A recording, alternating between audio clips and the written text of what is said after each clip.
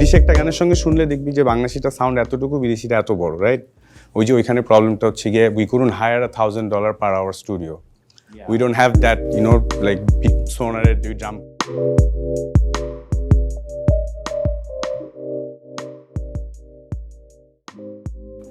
Statement 2. Bangladeshi musicians do not stretch enough to bring out world-class music. If you agree with this statement, please step forward, take your seat and have your say. Agree with the fact because আমি 24 ঘন্টা music করি, but তারপর I don't really think I put enough time to work up to that position. Like for example, একটা গান cover করা অনেক easy, নিজের একটা অরিজিনাল বানানো ইজি, স্টুডিওতে রেকর্ড করা ইজি, বাট ওটাকে নিয়ে লাইভে মুভ করা, ট্যুর করা। So it's about performing, it's about coming up with একটা material and then working like thousands and thousands of hours on it to a point that it sounds absolutely perfect, যে জিনিসটা বাইরের অনেক musician করে আসছে। And I am comparing the whole thing with people like Zappa for example, right? Frank Zappa. Frank Zappa টাইপের মানুষজন যেই সব লেভেলে কাজ করছে, ইয়ানি, Frank Zappa, even certain band মিউজিকের মধ্যে ইভেন প্যান্টেরা, যে পরিমাণ টাইম অ্যান্ড এফোর্ট দিছে even with their wild years, আমরা তার হাফও দেই না কিন্তু। এই প্রবলেম হচ্ছে, ওই প্রবলেম হচ্ছে। বাট বাইরে কিন্তু ট্যুর করে মিউজিশিয়ানরা এরকম ফর ইয়ার্স, টানা ট্যুর করে যায়। They sell one tour from one state to another, they keep on moving around, that's the dream and that's what we should dream of. বিদেশি একটা গানের সঙ্গে শুনলে দেখবি যে বাংলাদেশিটা সাউন্ড এতটুকু, বিদেশিটা এত বড়, রাইট? ওই যে ওইখানে প্রবলেমটা হচ্ছে গিয়ে we couldn't hire $1,000 per hour studio. We don't have that, like সোনারের ওই ড্রাম কিটটা তো নাই, সো ওই ফ্যাসিলিটিসগুলো নাই। অ্যান্ড ওইগুলোর জন্য তো খাটতেই হবে ব্যান্ডের, right? End of the day যে মিউজিক করতেছে তারই দায়িত্ব। ইন্ডিয়া থেকে অনেক আর্টিস্ট কিন্তু এখন ওয়ার্ল্ড ট্যুর করে, there's a whole lot of artists world touring and all of them are just insanely good when they perform live. You can like YouTube করলে বোঝা যায় যে ওরা ওই কানেকশনটা পেয়ে গেছে, ওই ফান্ডিংটাও চলে আসছে। অ্যান্ড এই ফান্ডিংটা নিজেদেরই দায়িত্ব। মিউজিক করার সঙ্গে you have to make sure that music বিজনেসটার জন্য প্রপারলি কানেক্ট হয়।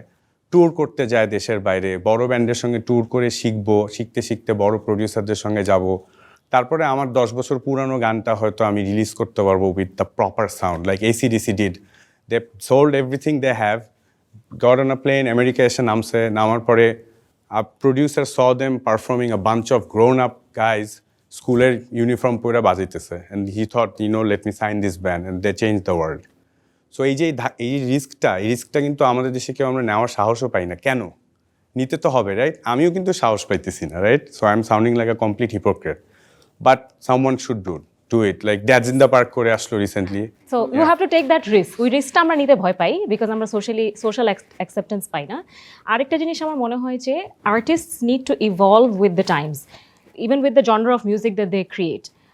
ব্যান্ডস যেগুলো আমরা ইন্টারন্যাশনালি দেখি হচ্ছে ব্যান্ডস লাইক কোল্ড প্লে, তাদের প্রথম অ্যালবাম আর এখনকার অ্যালবাম যদি আমরা শুনি, the kind of difference in the kind of tones they use, the kind of music that they are producing now is very different. আমি নাম নিব না, বাট আমি অনেক মেইন স্ট্রিম ব্যান্ডের এক্সাম্পল দিতে পারি যারা বছরের পর বছর অ্যালবামস ক্রিয়েট করতেছেন, all the album sound the same, মানে গানগুলো খুবই একই রকম লাগে শুনতে, কোনো ডিফারেন্স নাই।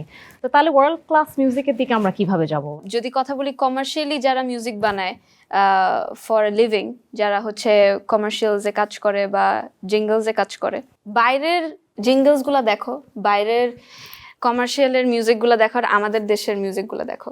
এটা ডিফারেন্সটা এই কারণেই, কারণ আমাদের এখানে সময় দেওয়া হয় না। যখন ক্লায়েন্ট একটা মিউজিক প্রডিউসার বা ডিরেক্টরের কাছে এসে বলে যে আমার এই অ্যাডে এরকম মিউজিক চাই, সে তাকে ওই ক্রিয়েটিভ স্পেসটা দেয় না বা ফ্রিডমটা দেয় না যে সে ওইভাবে ওইরকম নিজের মতোভাবে একটা মিউজিক ক্রিয়েট করে দিতে পারবে। কমার্শিয়াল কাজগুলো বাদ রেখেও যারা নিজেরা আমরা বানাচ্ছি, অ্যালবাম নিয়ে কাজ করি, আমরা কি ওই বড় রিস্কগুলো নেই কিনা? I am not very sure.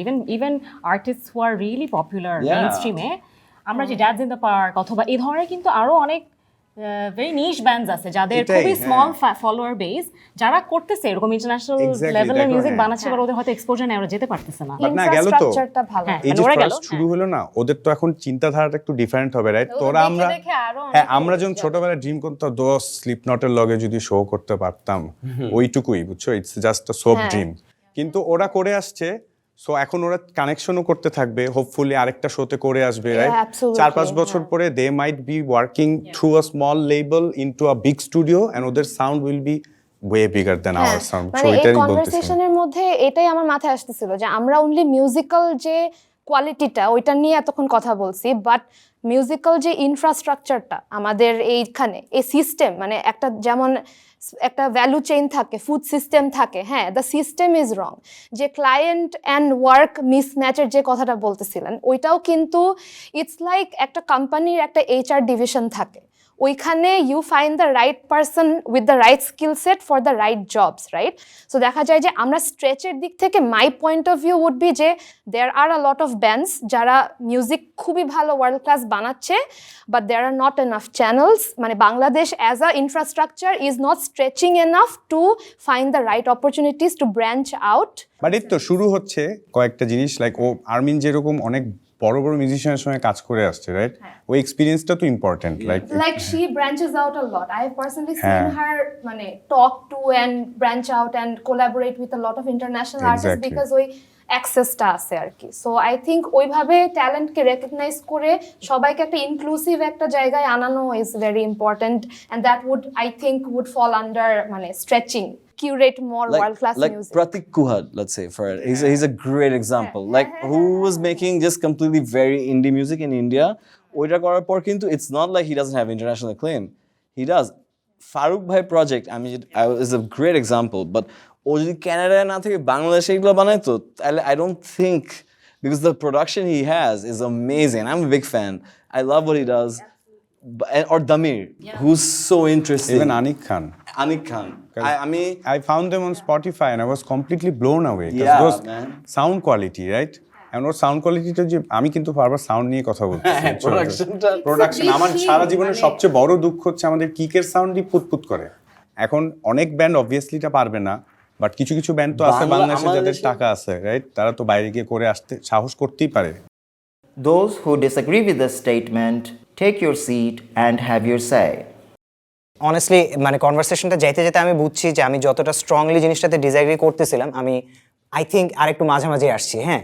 But আমার এই টপিকটাতে আমার মতামতটা আই থিঙ্ক দুই ভাগে বিভক্ত। একটা হচ্ছে গিয়ে যে যদি আমরা ওয়ার্ল্ড ক্লাস মিউজিক বলতে বুঝাই যে ইন্টারন্যাশনালি কমার্শিয়ালি সাকসেসফুল মিউজিক, আমার মনে হয় যে আই ডোন্ট ইভেন কেয়ার মানে এটা কি আমরা পারতেছি বা না পারছি, আমার আসলে এটা দরকার নেই। বিকজ জিনিসটা হচ্ছে আমার আসলে ইন্টারন্যাশনালি কমার্শিয়াল সাকসেসফুল যে মিউজিকগুলো আছে ওগুলো আমাকে খুব বেশি টানে না। মানে আমি শুনি, it's kind of like fast food, যে আমি খাই, ভালো লাগে, বিকজ সবসময় তো মাথার কাজ করলে হয় না, you need to feed the body as well. So sometimes I listen to Bad Bunny song and মানে maybe I will vibe to it, but আমার অত যায় আসে না। হ্যাঁ, আই উড রাদার হ্যাভ যে আমাদের এখানকার মানুষ এমন গান বাজনা করুক যেটা স্পিক্স টু মি। আমাদের দেশে আমি যদি আসির আরমানের যে ফার্স্ট গানটা অনেক ছড়াইছিল, যে একা বেঁচে থাকতে শেখো প্রিয়, অসাধারণ একটা গান, হ্যাঁ। বাট প্রোডাকশনের দিক দিয়ে জিনিসটা কিন্তু খুব বেশি সুবিধা না, অনেস্টলি, হ্যাঁ। And I don't mean that as a dig, মানে or even Upo, right? Right, exactly right, মানে ওটা কিন্তু একটু লো ফাই জিনিসটা, হ্যাঁ। Yeah. বাট জিনিসটা হচ্ছে কথাগুলো যদি থাকে, if the melody is there, that kind of touches me, and I bet it touches a lot of other people as well, because মানুষ তো শুনতেছে। আমাদের মিউজিক্যাল কালচার কিন্তু হইতে পারে যে আমরা রেদার দেন সে এই মুহূর্তে টেকনোলজি যেই জায়গাটায় আছে, আমি 100% ওই টেকনোলজি ইউজ করে ডেলিভার করতেছি না, বাট আমার গানগুলোই এত সুন্দর যে ওগুলো আসলে মানুষকে টানতেছে। That could be our thing. যদি আমরা একটু দূরে চিন্তা করি যে what if Bangladeshi music actually internationally commercially recognised হইতেছে, হ্যাঁ, সেক্ষেত্রে কি হইতে পারে? আমার মনে হয় অনেস্টলি যেটা হবে যে হ্যাঁ, কিছু মানুষের হয়তো একটু সেলফ এস্টিমের দিক দিয়ে সুবিধা হবে, যে they will feel represented. Like Bad Bunny যখন বিলবোর্ডে 1 নম্বরে যায়, পোয়েটোরিকান একটা ছেলের দেখে মনে হয় যে আচ্ছা আমার দেশের একটা ছেলে উপন্ত গেছে, ওই জিনিসটা হয়তো বা হবে। But does that really change our material living conditions in any way? I don't know. I'm just talking about performance. Yeah. Like performing your to a point you reach America and on top of the Billboard chart. যেসব band দাঁড়াইছে বাইরে, যেসব মিউজিশিয়ানও দাঁড়াইছে, solo artist হোক, Prateek Kuhad for example, his performance is perfect. But you know, working hard to a point that you go up abroad and world tour পাইতে পারো বা you buy it, then perform all around the globe. And one of those artists যার YouTube করলে you will find a nice video of একটু ভালো sound, কোনো ভুল নাই, ডিস্টিউন নাই, দ্যাটস ইট। এটা আমিও চেষ্টা করতেছি, পারি না। I been working really hard. 7টা গানের মধ্যে 6টা করলে 7 নাম্বারটা আওলা যায়। বাড়িতে অনেক খাটতে হয় বুঝছো, 24 ঘন্টা প্র্যাকটিস করে Practice থাকতে করতে হয়, হয়, হ্যাঁ। সারাদিন প্র্যাকটিস করতে হয় একটা গান, এতই প্র্যাকটিস করতে হয় যে তারপরে স্টেজে উঠে গিমিকের ব্যাপারও তো আছে, ড্রেস আপেরও তো ব্যাপার আছে। আমি লাস্ট একটা জিনিস বলে আমার নিজের একটা পার্সোনাল এক্সপিরিয়েন্স থেকে, so I use to Singh for a band call এইডা। তো আমাদের একটা গান আছে নাইট ড্রাইভার, যেই গানটা মোটামুটি ছড়াইছিল, হ্যাঁ। সো জাস্ট একটা স্ট্যাটিক ইমেজ, কোনো ভিডিও টিডিও কিছু নেই, আর জাস্ট পিছনে গানটা বাজে ইউটিউবে, হ্যাঁ। সো মানে যদি আমি এটা রেকগনাইজও করি যে ইন্টারন্যাশনাল স্ট্যান্ডার্ড মিউজিক বলে একটা জিনিস অ্যাকচুয়ালি আছে এবং সেটা আমাদের মিট করতে হবে, আমার পার্সোনাল এক্সপিরিয়েন্স থেকে that song was very satisfying on that front. কারণ যেটা হচ্ছে সেটা হচ্ছে আমাদের ইউটিউবের কমেন্টসে প্রবলি 40% কমেন্টস হচ্ছিল যেহেতু ইংলিশে গান এবং কোথাও কারো নাম টাম নাই, ছবি টবি নাই, 40% অফ দ্য কমেন্টস আর যে এটা যে বাংলাদেশি ব্যান্ড মানুষ জানতো না। মানে ক্যাজুয়াল অডিয়েন্সকে আমি এই জিনিসটা বলতেছি যে যারা মনে করেন যে জাস্ট বিকজ আমাদের পিছনে ওই মেশিনটা নাই, ওই মার্কেটিং মেশিনটা নাই, ওই ইনফ্রাস্ট্রাকচারটা নাই, এইটার কারণে আমাদের অত প্রমোশন নাই, সো কেউ যদি মনে করে থাকেন যে আমরা পারি না, এই জিনিসটা আসলে ভাই এটা এটা এটা না আসলে ব্যাপারটা। আমরা পারি বাট আমরা করি না। এই কোশ্চেনটা আসে না ভাই আপনারা কবে ওয়ার্ল্ড ক্লাস হবেন, I feel you bro, because আমি তো পারতেছি না ওয়ার্ল্ড ক্লাস হইতে, আমি তো এখনো পারলাম না ইন্ডিয়াতেও একটা এন্টায়ার ট্যুর করতে, বাট দেশেও একটা ট্যুর কিন্তু এখন আমি করতে পারিনি পার্সোনালি, আমি পুরো নিজেই বলতেছি। সার্কিটটা নাই তো আমাদের, একটা ট্যুর 4টা কনসার্ট বাংলাদেশে seamless, by seamless I mean ধরো লাইট টাইট টাইম মতো আসবে গানের, যেটা জীবনেও কখনো দেখছো, লাইট টাইম মতো আসবে, ক্যামেরা যদি ভিডিও থাকে তাহলে বেসিস যখন বেস বাজছে তখন যেন ড্রামারের পা না দেখায়, তারপরে পুরো শোটা শুরু হবে প্রপারলি, আমরা যারা বাজাবো কোনো ভুল করব না, that's to me is world class, top to bottom no mistakes, proper একটা show. when you see a show like that you get out, you know the ticket was worth your money. বাইরের show যেমন ওয়াটার্সের শোটা দেখলে মানুষের মাথা খারাপ হয়ে যায়, বিকজ ইটস এন এক্সপিরিয়েন্স, আমরা এখন পর্যন্ত ওই জায়গাটা যেতে পারি।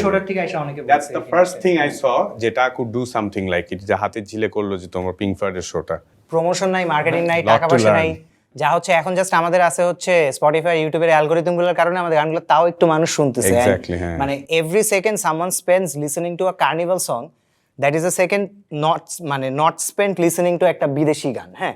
সো এই ইকোসিস্টেমে যদি আমরা যাদের মানে মোটামুটি থ্রাইভ করতেছে এখন, দে আর অ্যাকচুয়ালি বিটিং আউট বিদেশি মিউজিক, হ্যাঁ। নাইলে তো আসলে শুনতোই না, বিকজ এত অ্যাক্সেসিবল মিউজিক, এখন তো আর সিডি কিনে শোনার কোনো বিষয় নেই। সো হাতে সব আছে, আমি এইটা খাইতে পারি অথবা এইটা খাইতে পারি, so that someone is choosing to eat us, হ্যাঁ। সো এটা হচ্ছে দ্যাটস গ্রেট।